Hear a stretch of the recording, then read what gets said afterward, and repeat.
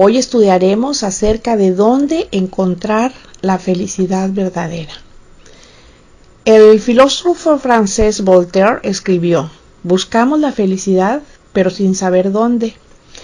Muchos estudiosos de la psicología, la filosofía y otras disciplinas humanistas no han logrado descifrar qué es o dónde podemos encontrar la verdadera felicidad. Unos se van por el lado del materialismo y dicen que las personas son felices cuando en lugar de preocuparse por ser, se preocupan por tener. Otros se van por el lado de las emociones y dicen que tiene que ver con el estado de ánimo de las personas, pero eso no necesariamente los va a llevar a sentirse felices. Todas esas ideas han salido del corazón de hombres sin temor a Dios, de hombres egoístas, centrados en sí mismos y sin la más remota idea de lo que es la felicidad verdadera a la luz de las Escrituras. Sin embargo, la Biblia tiene otros datos, como dice el clásico, y hoy vamos a ver cuál es y cómo alcanzarla. Hace muchos años, cuando yo era joven, había una canción que decía: 3 cosas hay en la vida: salud, dinero y amor. Muchas personas comunes y corrientes, así es como resumen la felicidad. Pero los cristianos tenemos una fuente para encontrarla, pero no la vamos a encontrar como el mundo la ofrece, sino como la Biblia nos promete. Cuando como hijos de Dios buscamos el concepto bíblico de felicidad, nos damos cuenta que no tiene nada que ver con nuestras circunstancias, sino más bien con nuestro carácter. El cristiano está consciente que tener todo lo que materialmente desea nunca va a ser posible. Además de que jamás se saciaría, o sea, siempre iba a estar queriendo más. Pero por otro lado, tener momentos felices tampoco dan la felicidad, porque no tiene nada que ver con sentirse bien, sino con la esencia de las personas. Y tampoco tiene nada que ver con tener una buena vida, sino con vivir una vida cumpliendo el propósito de Dios. Me dirán ustedes, ¿y cuál es el propósito que tenemos que cumplir? Isaías 43:7 nos dice: todos los llamados de mi nombre, para gloria mía los he creado, los formé y los hice. Debemos recordar que la iglesia hemos sido llamados, y la Biblia deja muy claro que Dios nos creó para su gloria. El propósito fundamental del hombre, según la Biblia, es simplemente glorificar a Dios en todo lo que hacemos. Ustedes ya saben que yo soy mucho de utilizar analogías, y aquí les va una que puede servirnos como una ilustración gráfica.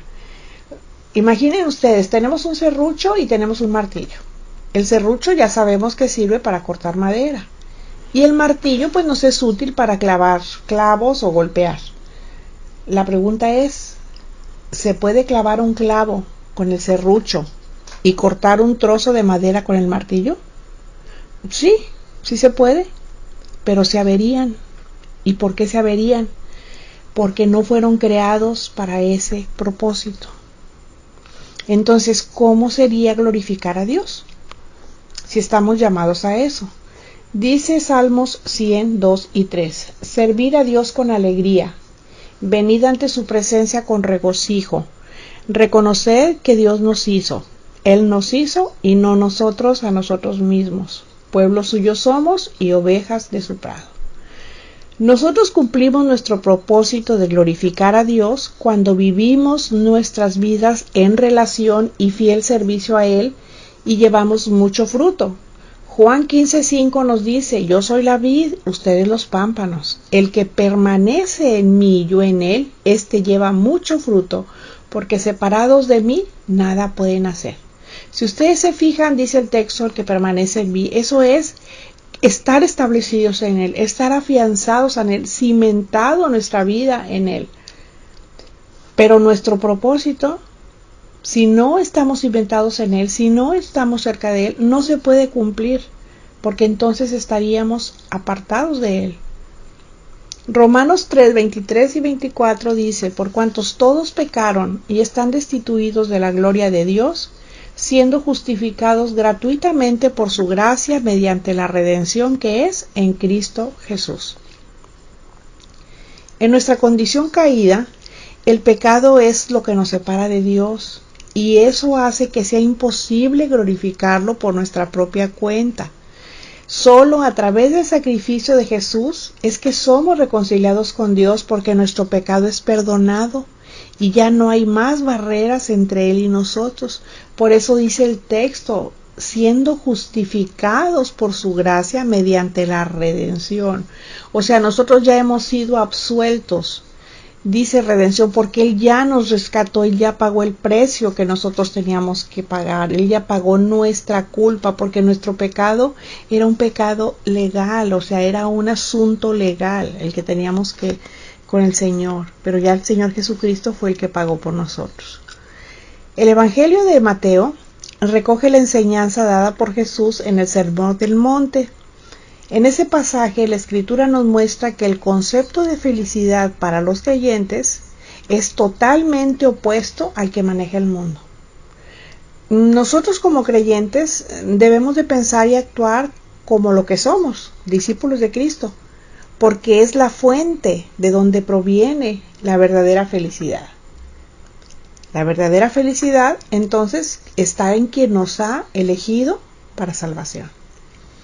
Cada cristiano es un discípulo, y ese discípulo actúa con la motivación suficiente para imitar a su maestro.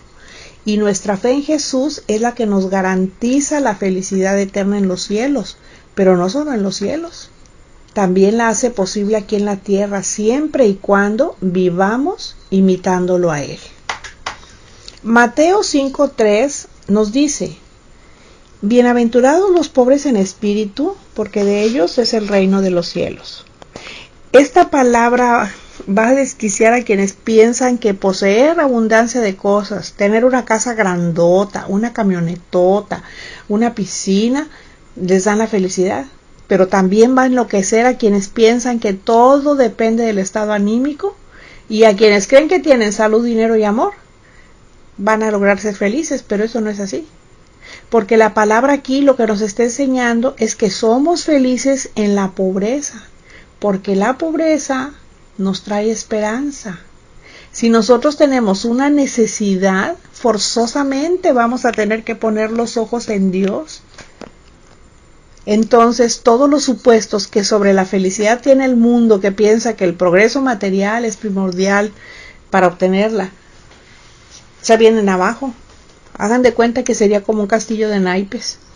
Bueno, seguramente a quienes piensan así les va a interesar escuchar una enseñanza que dice que la pobreza es una demostración de felicidad.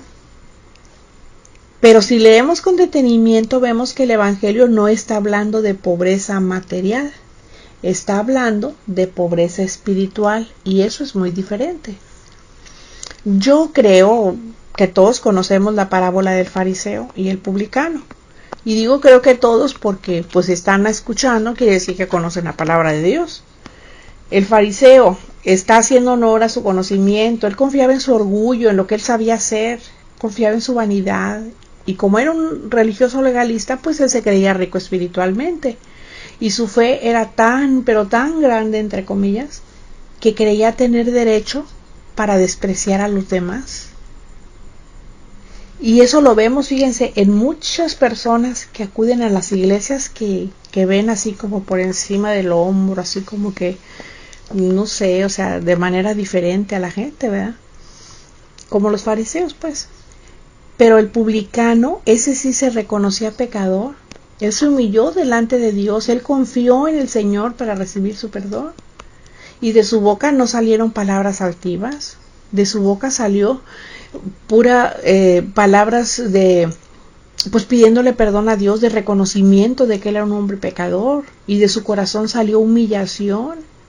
Y Jesús dice de él, dice en Lucas 18:14, en su parte A, dice: este hombre regresó a su casa justificado. O sea, regresó declarado justo y con el perdón ante Dios. Así fue como regresó. Entonces, ¿qué es lo que estamos viendo aquí? Pues que alguien que es pobre de espíritu es alguien verdaderamente rico y feliz. porque su riqueza le es dada cuando oye la palabra de Dios y la cree. Y es rico porque él tiene la seguridad en la promesa divina, dice el texto, porque de ellos es el reino de los cielos. Y si nosotros pensamos que en el mundo real hay desesperanza, ansiedad y hay infinidad de problemas, pues estamos imitando al fariseo que pensaba que su riqueza espiritual estaba en lo que conocía de la ley y no confiaba ni en la misericordia ni en la provisión de Dios. Pero yo no estoy diciendo aquí que desconozcamos que existen esos problemas, porque de que existen y los vemos. Lo que no debemos hacer es clavarnos en los problemas y confiar más en la misericordia de Dios y en su provisión. O sea, ¿ven por qué solo conocer no hace sabio a nadie? Se necesita conocer, pero también practicar lo que se conoce. Un creyente, digamos, es inmensamente feliz, que eso es lo que significa bienaventurado, porque primero está seguro que en la tierra tiene el perdón y la salvación, y en el cielo un lugar reservado para él. Pero también lo es porque Cristo le acompaña, porque Cristo le ayuda, porque Cristo responde a sus oraciones y cree lo que el Señor le dice. Yo he venido a proclamar las buenas noticias a los pobres. Por cierto, el Evangelio primero es proclamar las buenas nuevas, pero después es doctrina, y doctrina significa que enseñemos, que expliquemos y que aclaremos. Y en este caso, la doctrina está en aclarar que la verdadera felicidad no se encuentra en las cuentas bancarias abultadas, tampoco en los bienes materiales que podamos poseer, ni en que tengamos un lugar preponderante dentro de la sociedad, sino en los tesoros que estamos acumulando en el cielo. Esos tesoros son las riquezas de gracia que el Señor nos ha dado para que alcancemos la felicidad verdadera. Y solamente les voy a enumerar 5 de los muchísimos que tenemos. Bueno, el primero es que fuimos llamados por Dios. En Juan 1:12 dice: mas a todos los que le recibieron, a los que creen en su nombre, les dio potestad de ser hechos hijos de Dios. ¿Cuándo sucedió eso? Cuando los judíos, a quienes había venido, lo rechazaron. Al haberlo rechazado ellos, les cerró la puerta por un momento y se nos abrió a nosotros. Por eso nosotros somos llamados. El segundo es que somos libres por la sangre de Cristo. Y otra vez dice Gálatas 5:1, dice: estén firmes en la libertad con que Cristo nos hizo libres y no estén otra vez sujetos al yugo de esclavitud. O sea, dice, como somos libres por la sangre de Cristo, entonces nosotros tenemos que estar bien afianzados, debemos estar cimentados en Cristo, porque Él es el que nos ha hecho libres. También porque fuimos redimidos. Dice Pedro, 1 de Pedro 1:18 al 19, que nosotros fuimos rescatados de la vana manera de vivir que teníamos antes, que vivíamos sin Cristo y hacíamos lo que queríamos y vivíamos como podíamos y eso. Y Él no pagó con cosas corruptibles, Él no pagó con cosas materiales, Él pagó con su sangre preciosa, porque Él era un cordero sin mancha y sin contaminación. Otra bendición que tenemos, otro tesoro, es que somos uno en Él. Antes estábamos separados de Dios, pero ahora no. Ahora hemos sido hechos cercanos por creer en la sangre de Cristo, por creer que Cristo murió por nosotros y ahora ya somos uno en Él. Pero también que somos ciudadanos del cielo. Nosotros aquí estamos como extranjeros y peregrinos. Nosotros vamos de paso, somos como turistas de viaje aquí en la tierra. Porque Filipenses 3:20 nos dice que nuestra ciudadanía está en los cielos. Y de allí también estamos esperando al Salvador, el Señor Jesucristo, que vendrá en las nubes y ahí nos vamos a encontrar con Él. Bueno, estas bendiciones celestiales, por supuesto, sobrepasan a todas las bendiciones terrenales. Pero ni siquiera nos damos cuenta de lo rico que somos, porque todo lo medimos en términos de cuentas bancarias y de posesiones materiales. Pero nada de eso tiene valor eterno. O a ver, ¿a poco ustedes han visto que alguien lleve sus casas, carros y carteras llenas arrastrando cuando se muere? Eso aquí lo deja. Llaves, cosas que tengan ropa y todo. Aquí lo va, es más, ni siquiera va a cerrar la puerta. Ni siquiera. Porque eso no tiene valor eterno, por eso no nos lo vamos a llevar. Nuestra verdadera riqueza se encuentra en las bendiciones espirituales que ya nos han sido dadas por medio de Jesucristo. Pero a veces se nos olvida recordar que las promesas de Dios para nosotros van a ser cumplidas por Él en nuestra vida. Porque Él es un Dios que sí cumple su palabra, nosotros no, pero Él sí. Por eso los creyentes podemos ser pobres de espíritu, pero estamos confiando en el Señor y en su misericordia, y eso nos hace ser muy felices. Mateo 5:4. Bienaventurados los que lloran, porque ellos recibirán consolación. La mayoría de la gente sufre, se aflige, se lamenta, llora. Y si les preguntamos por qué, pues sin duda responderán lo mismo, aunque sea con otras palabras. Van a decir: no tengo dinero, perdí mi trabajo, estoy enfermo, debo la renta, mis hijos no andan bien, y un larguísimo etcétera. Y un creyente no está exento de sufrir calamidades, también atraviesa circunstancias parecidas. Pero aquí la diferencia es que sabe enfrentar la situación, las enfrenta de manera diferente, porque sabe que su mayor tristeza sería apartarse de la palabra de Dios. Pero también sabe que su llanto tiene consuelo, porque tiene un consolador. A Dios, que es nuestro consuelo, se le encuentra en la Escritura. Pero cuando no se tiene acercamiento a Dios por medio de la oración o por medio de la lectura de su palabra, yo no me explico cómo puede haber tranquilidad. Porque un creyente en ese estado es igual o peor que un incrédulo. Porque el incrédulo por lo menos es honesto y reconoce que no conoce a Dios o que no quiere nada con Dios. Pero el cristiano a medias, ese sí es un cristiano hipócrita. No es difícil saber si somos hipócritas, Eso se manifiesta cuando fingimos lo que no somos. Y la Biblia nos da parámetros para saber quién es un hipócrita. Un cristiano hipócrita no practica lo que dice la Biblia. Pero eso sí, espera que otros lo hagan. El cristiano fiel imita el ejemplo de Jesús y no llama a lo bueno malo y a lo malo bueno. Eso no lo hace. Un hipócrita utiliza a Dios para su conveniencia, o sea, lo busca solamente cuando lo necesita y solo porque sabe que Él le puede dar algo, pero no porque Él sea Dios. A un hipócrita, la vida cristiana se le ha vuelto una costumbre. Conoce la Escritura, sí, pero hace a un lado al Dios de la Escritura porque lo siguen solo por costumbre, nada más. Un hipócrita hace cosas para ser alabado por los demás. Y ese pues ni necesito explicarlo porque pues a veces se hacen cosas nada más para tener la alabanza y el elogio de los demás, para que los demás reconozcan. Pero realmente no se hace porque se haga de corazón. Entonces eso es ser un cristiano hipócrita. Ahora, imagínense ustedes una noche lluviosa y sin luz. En ese momento yo creo que todos nos alegramos de tener velas que nos alumbren. ¿O a poco no? Porque no solo nos dan luz, también evitan que tropecemos. Pues en este tiempo tan oscuro que estamos viviendo como humanidad, los cristianos tenemos una luz que nos guía, una luz que nos ayuda a caminar seguros y nos conduce a la felicidad. De esa guía, el salmista dijo en Salmos 119:105: lámpara es a mis pies tu palabra y lumbrera a mi camino. A mis pies, o sea, a tu día a día, a nuestro día a día es nuestra guianza.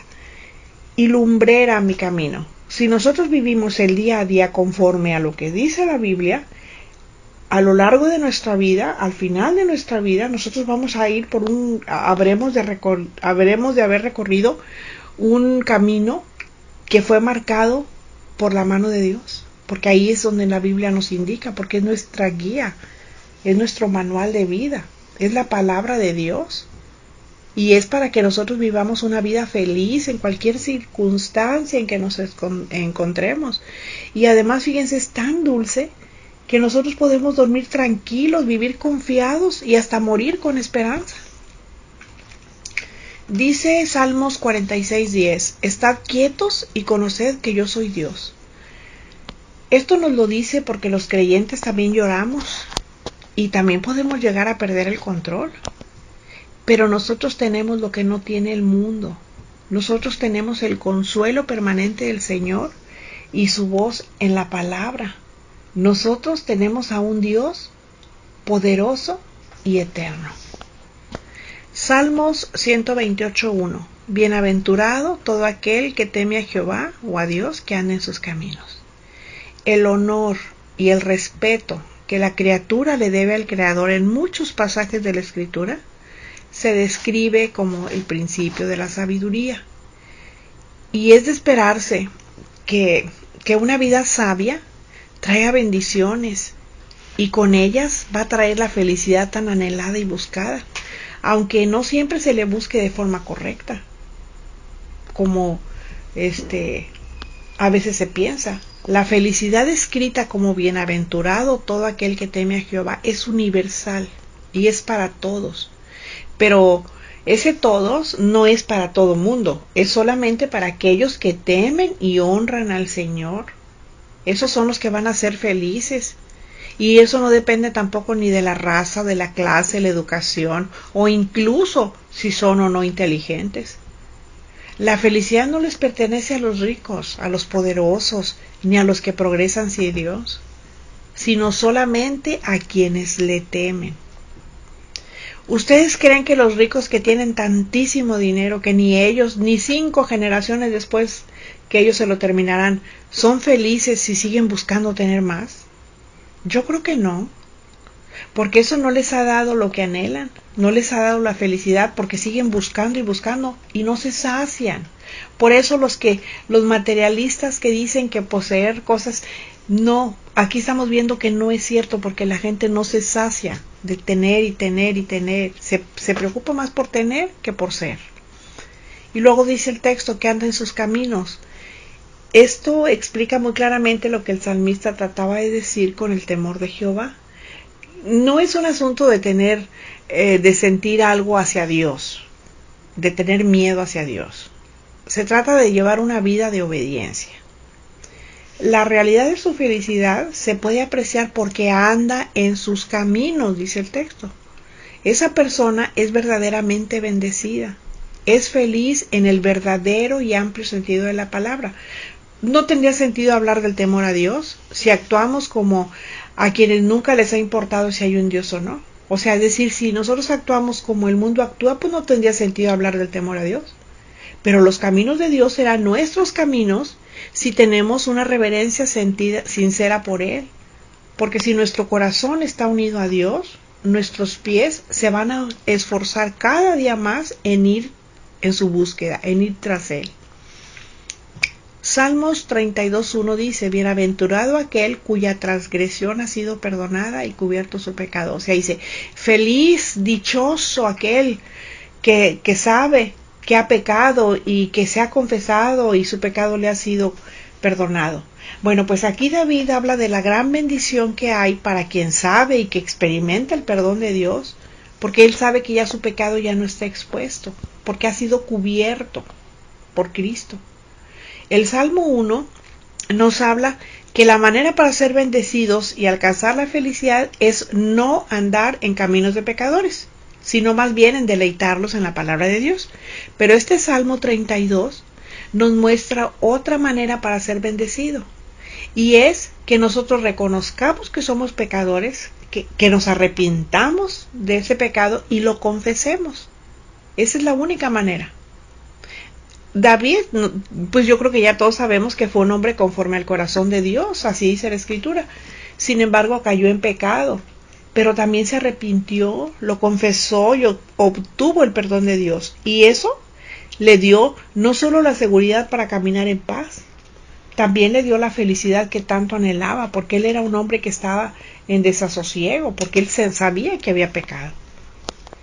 Proverbios 3:13, otra vez, feliz, dichoso, bienaventurado el que halla la sabiduría y que obtiene la inteligencia. Este texto nos habla de la felicidad de todo aquel que encuentra a Cristo, la que es la sabiduría de Dios. Quienes nos hemos revestido de Cristo, tenemos un adorno tal que todas las glorias materiales de la tierra no se pueden comparar con Él. De hecho, 1 Corintios 1:25 nos dice: lo insensato de Dios es más sabio que los hombres, y lo débil de Dios es más fuerte que los hombres. La sabiduría humana ante los ojos de Dios es irrelevante, o sea, no tiene ningún valor, no tiene ninguna importancia. Y cuando nos conducimos conforme a la sabiduría que Dios nos da, entonces sí que los beneficios van a ser grandes. La primera bendición que obtenemos es un mayor conocimiento de Dios. Y cuanto mejor conozcamos su naturaleza, pues entonces más vamos a comprender su perspectiva. La segunda bendición es que recibimos una guía clara. Dios lo ve todo, porque su perspectiva es eterna, Él no es de vista corta. Y cada decisión suya es correcta. Y todo va en una larga perspectiva. La tercera bendición es la protección divina. Todo esto constituye una fuente para que nosotros encontremos la verdadera felicidad. Segunda Timoteo 3, del 1 al 5. También debes saber esto, que en los postreros días vendrán tiempos peligrosos, porque habrá hombres amadores de sí mismos, avaros, vanagloriosos, soberbios, blasfemios, desobedientes a los padres, ingratos, impíos, sin afecto natural, implacables, calumniadores, intemperantes, crueles, aborrecedores de lo bueno, traidores, impetuosos, infatuados, amadores de los deleites más que de Dios, que tendrán apariencia de piedad, pero negarán la eficacia de ella. Dice, a estos evita. Las condiciones que estamos viviendo hace muchísimo tiempo que fueron predichas. Esto no es nuevo. Bueno, para nosotros sí, pero ya estaba escrito. Y nosotros no podemos negar que son tiempos muy complejos porque pues los estamos viendo. Y además pues nos está tocando ver muchas cosas. Muchos lamentan las malas condiciones del mundo. Otros, aunque están conscientes de que tienen la necesidad de recibir consuelo, pues siguen buscando en lugares equivocados.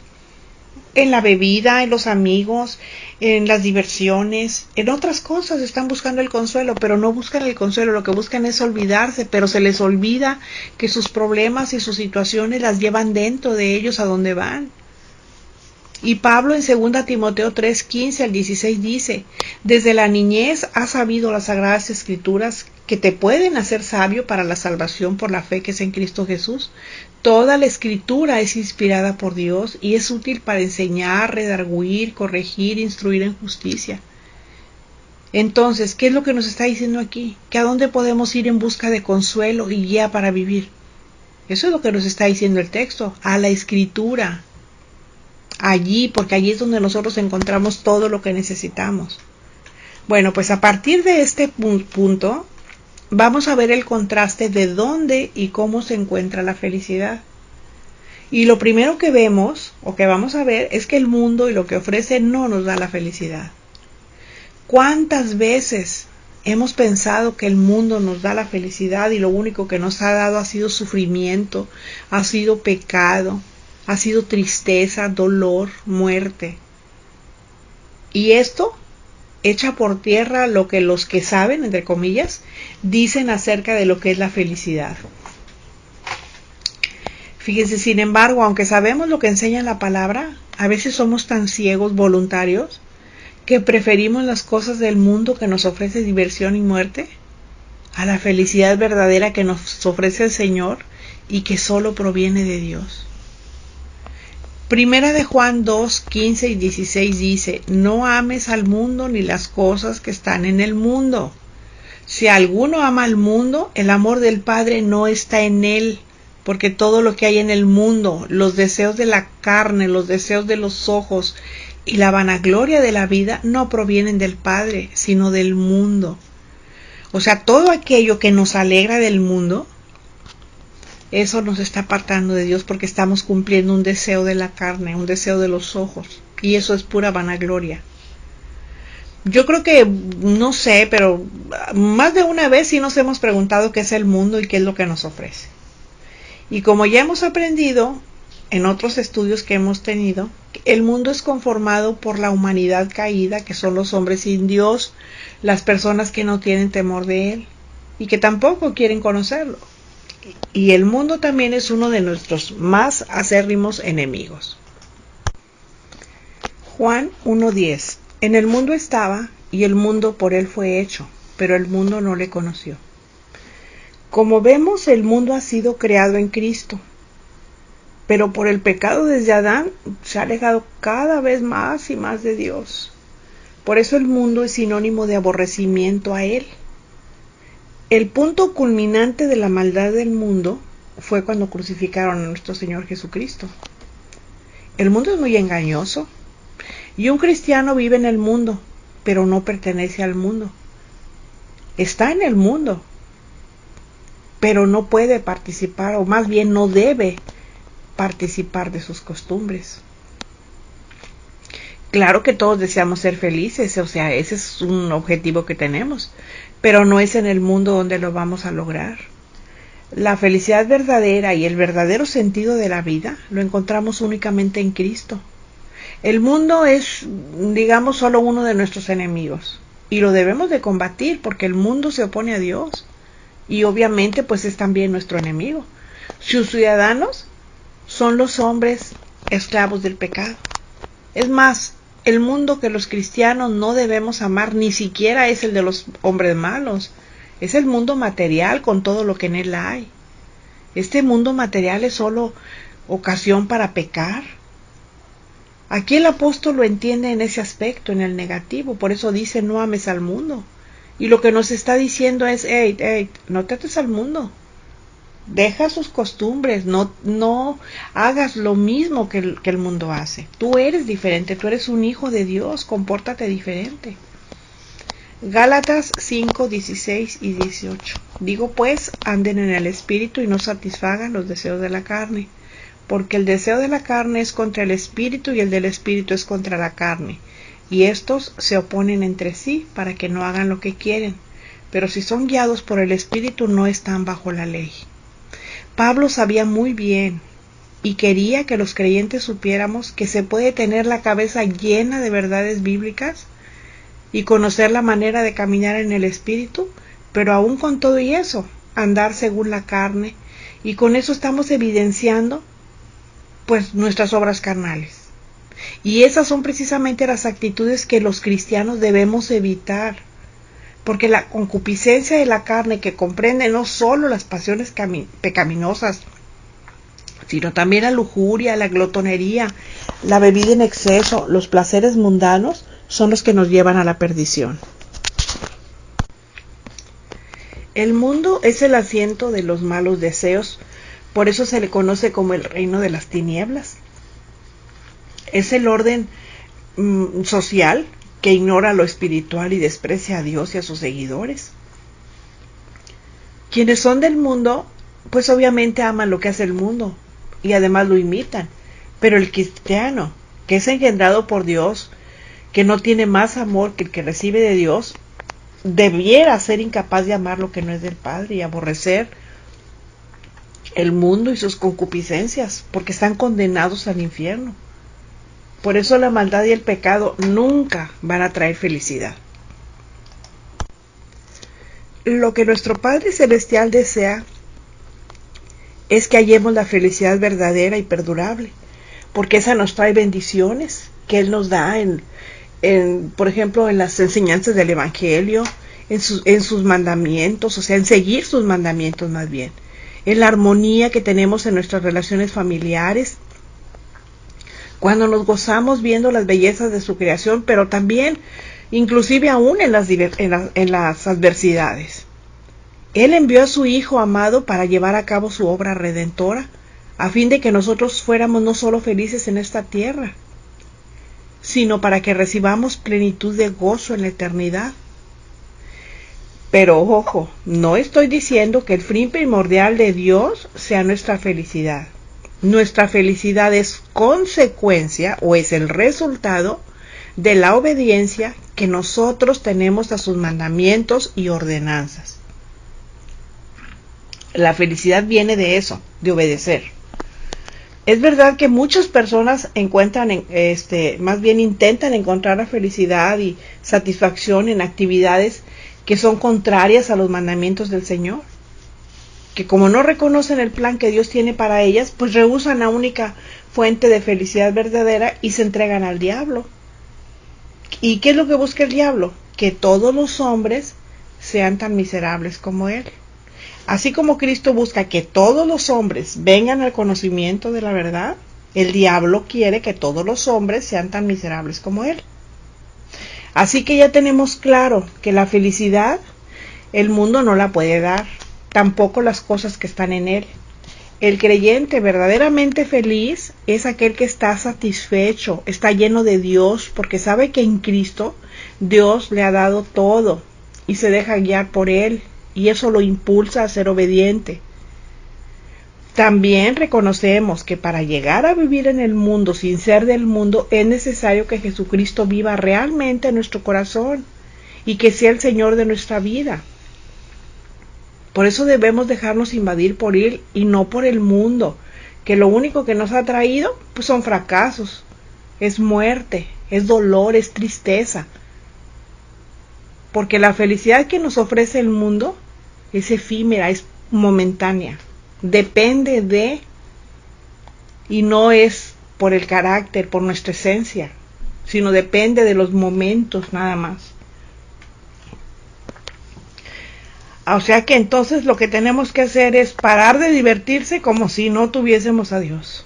No hay que tener como objetivo principal permitir que los placeres pasajeros nos distraigan de la felicidad verdadera. No nos robemos a nosotros mismos el gozo perdurable que brinda la prosperidad espiritual. En nuestra búsqueda de la felicidad, recordemos que la única manera de lograrla es vivir el Evangelio. Esforcémonos por guardar sus mandamientos, oremos por fortaleza, porque al hacerlo vamos a encontrar la felicidad verdadera, eterna y llena de paz. Que Dios nos conceda discernimiento para darnos cuenta en quién o en dónde estamos buscando la felicidad verdadera. Prediquemos el Evangelio con nuestros hechos y cuando sea necesario, hablemos. Y recordemos que si la gracia que hemos recibido no nos ayuda a guardar las leyes de Dios, estamos siendo obedientes al diablo. Amén. Termina el estudio, empieza el servicio. Solo Cristo es la fuente inagotable donde podemos encontrar la verdadera felicidad. Les invito a suscribirse a este canal, a que le den like y compartan para que más personas se escuchen. Recuerden que el tiempo se acaba. Agradezco a quienes se están uniendo día a día a este canal y espero sus comentarios. Hasta la próxima, cuando volveremos a encontrarnos en nuestros jueves de estudio. Que el Señor nos bendiga.